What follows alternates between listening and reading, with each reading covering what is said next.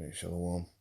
First off, I want to start up by saying all praises, honor, and glory is due unto Yahweh by Hashem Yahweh Shai by Hashem Rakakadash.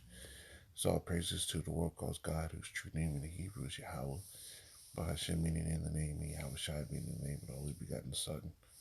Also want to say double honors to the elders and apostles of Great Millstone, and peace and mercy to the hopeful elect preaching His word in truth and sincerity. I'm a brother Tazabah in the Great Millstone, Arizona camp, Lord will, with another video to edify. I got a few things I want to get into, and Lord willing, this all be edifying, but it's looking like this might be the beginning of the crash, right? So this is article by RT, right? It says U.S. economy hit by unexpected slowdown. The country's gross domestic product shrank. That's the GDP shrank 1.4% in the first quarter, data shows. Now, 1.4% is huge when average gross domestic product growth is around 3 to 4%, and that's in the first quarter. So what happens is if your gross domestic product has no growth or loses growth within an entire fiscal year, that means you default on debts heavily. Right? It's just like if you had a grocery store, you put in $200,000 into it, you're expecting to get $225K. But instead, the first 3 months of you having the store open, you got a loss of $15,000. That's gonna hurt. That's gonna hurt. It says the U.S. economy unexpected decline by an annualized rate of 1.4% during the first 3 months of 2022.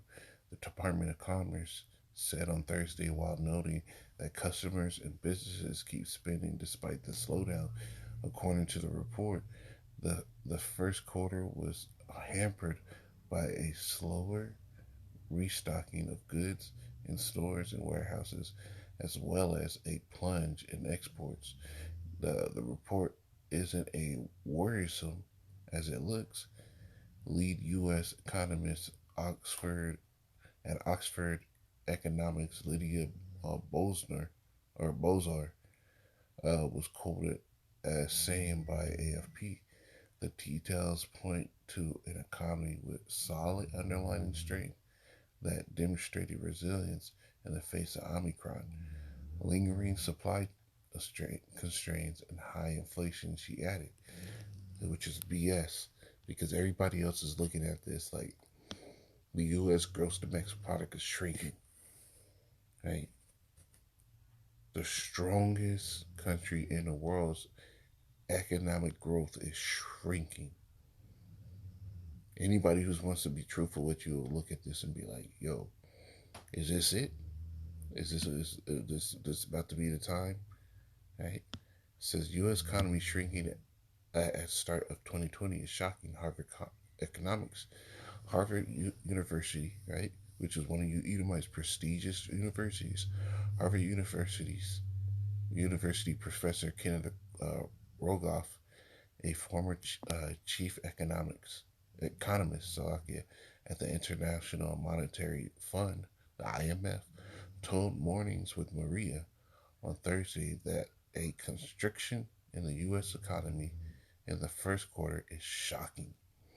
The economist made the comment shortly after it was revealed that gross domestic product (GDP), the broadest measure of goods and services produced across the economy, fell at 1.4% annualized rate in the third 3-month period from January through March, noting that the number is even below the worst he thought it might have been. Right? So he thought it was going to be way less shrinkage than it actually is.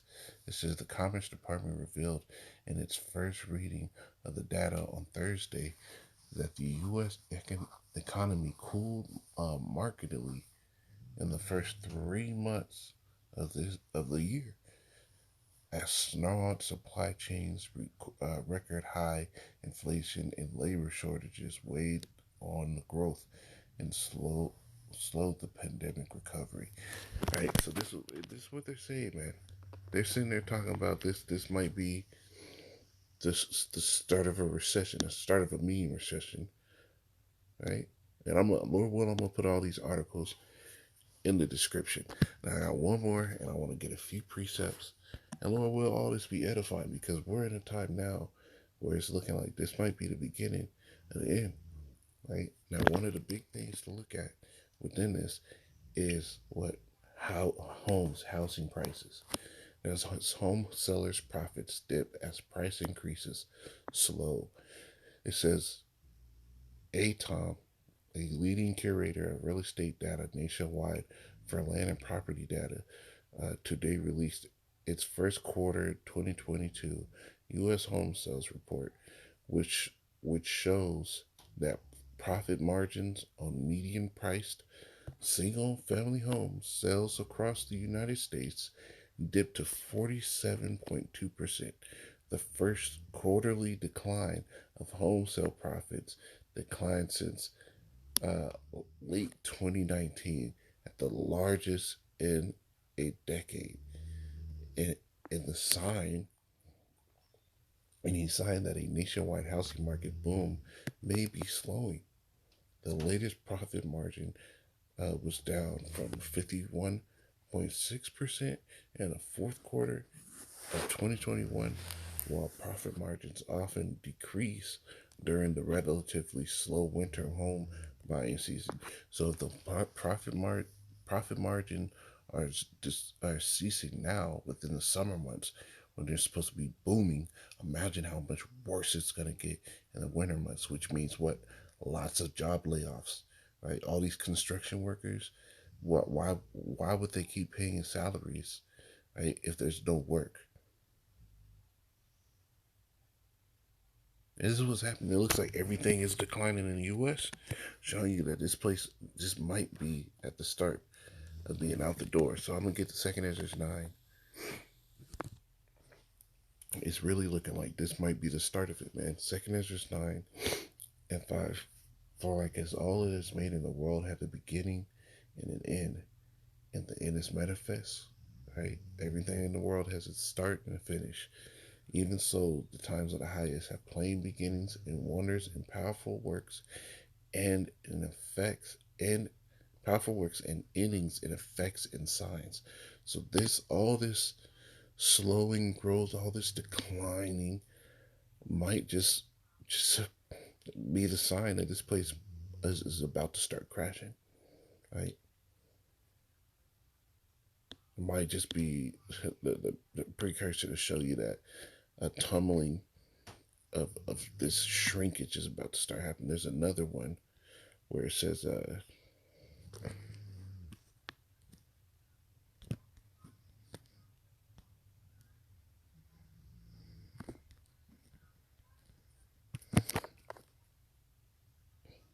this is Isaiah 9 and 14. Yahweh have mingled a perverse spirit in the midst thereof, and they have caused Egypt to err in every work thereof, as a drunken man staggereth in his own vomit. Right? And that's what America's in this position as, a drunken man staggering in his own vomit. They keep printing money. They keep right funding all these wars around the world while your own home's economy is just crumbling. You don't even have a solution for this. So this place is going away, right? Going to hell in the handbasket, as you know that saying goes, right? This place is dwindling. It's just like everything they do, it's done without understanding. Right? It's like a drunken man in his own vomit. Just you get drunk, so you're slipping on your own spewed vomit mixed in with all your liquor. You just won't stop. Right? Neither shall there be any work for Egypt, which head or tail, branch or rush may do. right? Head or tail, branch or branch. That means the rich and the poor. When you do, there's not going to be anything. Right? And these rich ass Edomites, right? The ones that are just rich, the ones not the wealthy ones, they're getting pissed now because they see that they're getting a shitty end of the deal. They see that their money's about to be worth nothing. Right? They know that whatever comes next after this, they're gonna have to work all the way back up, and they know already that it's not gonna be a system based off of merit and ability of being able to work up the system. Right? This is it. It says, "In that day shall Egypt be like unto women, and it shall be afraid and fear because of the shaking of the hand of Yahweh of hosts, which he shaketh over it." Because this is going to be a bad time, bro. It's Isaiah 47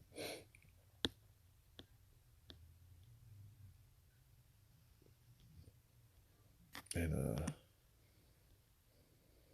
1. It says, "Come down and sit in the dust, O virgin daughter of Babylon. Sit on the ground, there is no throne, O daughter of the Chaldeans. For thou shalt no more be called tender and delicate." And the reason why America was called tender and delicate is because it had that look of wealth, that look of prestige, right? You go to the book of Revelation, let's get that.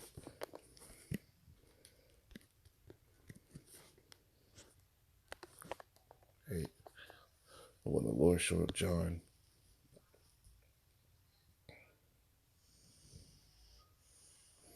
right? Revelation 17 and 3. "So he carried me away in the spirit into the wilderness, and I saw a woman sit upon a scarlet colored beast, full of names of blasphemy, having 7 heads and 10 crowns." Right, going into the seven great governments and the kings that ruled over them. Right, and then right, the woman that's sitting on it is America. Right, because when you go down to the last few verses, it tells you right here. It says, verse 16. It says, "And the 10 horns which thou sawest upon the beast, these shall hate the whore, and shall make her desolate, and shall eat her flesh, and burn her with fire. The Most High put in their hearts to fulfill his will, and to agree and give their kingdom unto the beast, until the words of the Most High be fulfilled. And the woman which thou sawest is that great city," which America is that great city, right? This is all one municipality. This place wasn't even broken up into different countries. This is one great city, which reigneth over the kings of the earth, and that's how you know it's talking about. That's how you know it's talking about America. Is that woman that's on the beast? So let's go back up.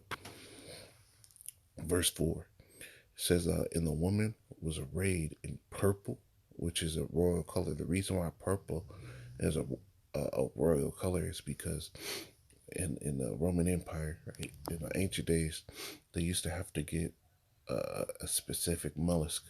I believe it's a mollusk, um, and that dwelt in the water at a very deep point. So people had to dive.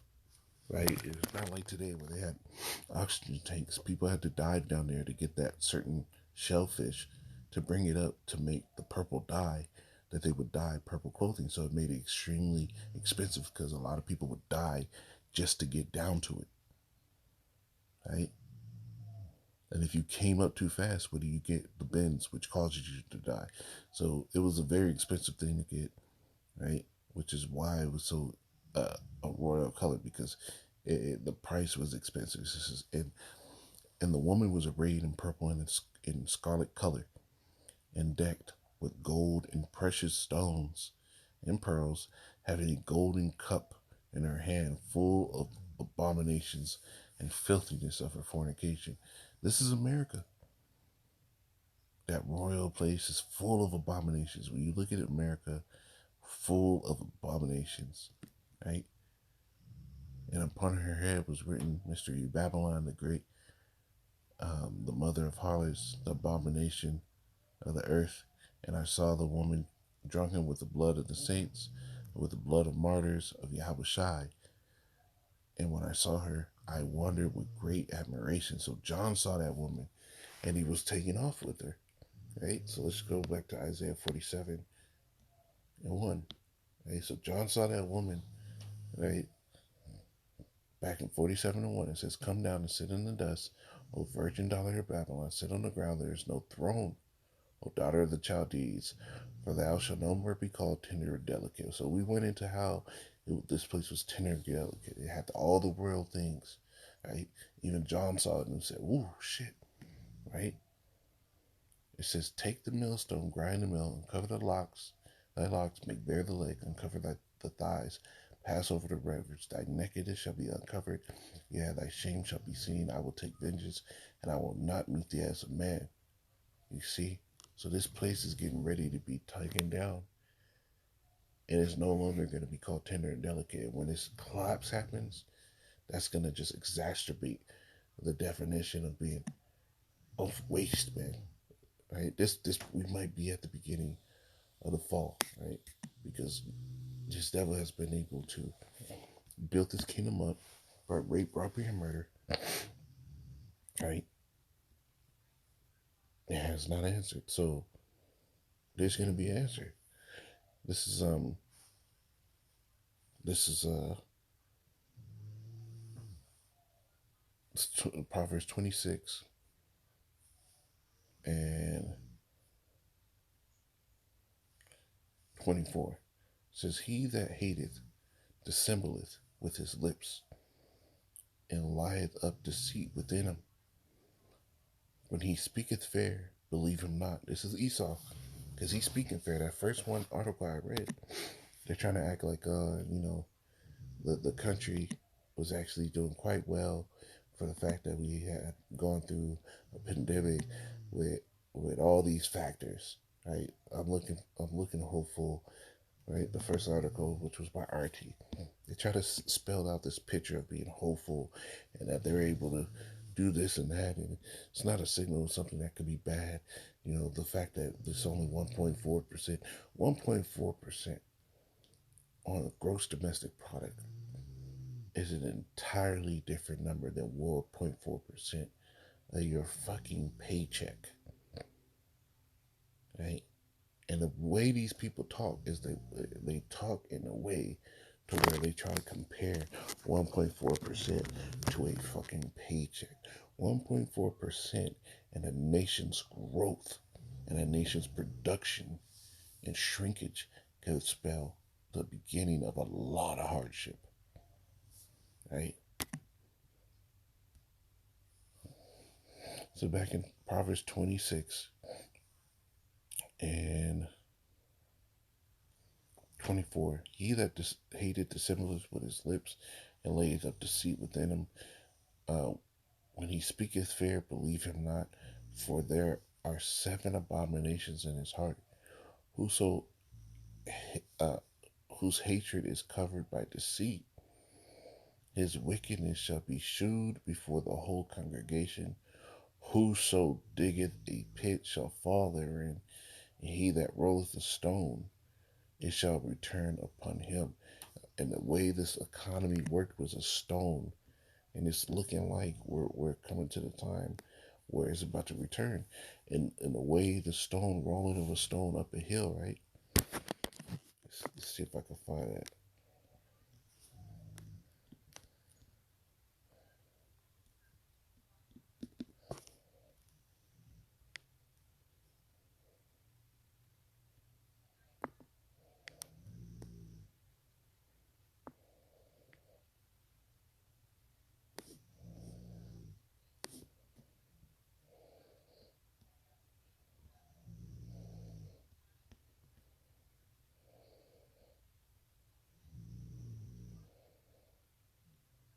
No, right? But when a stone gets rolled up a hill, right? When you think about it, that first few, you might be able to get it up, but as the incline, right, starts to build, which we've come to the precipice of this devil's kingdom. As stone starts rolling, the first speed at which it rolls back isn't excessively fast. But give it time, and that speed is going to fucking ramp up. And we're coming to the time where we might just be coming to the ramp up time. Right? These things like this, all this slowing in the market, right? The scriptures talk about with the grinding ceasing. Let's get that.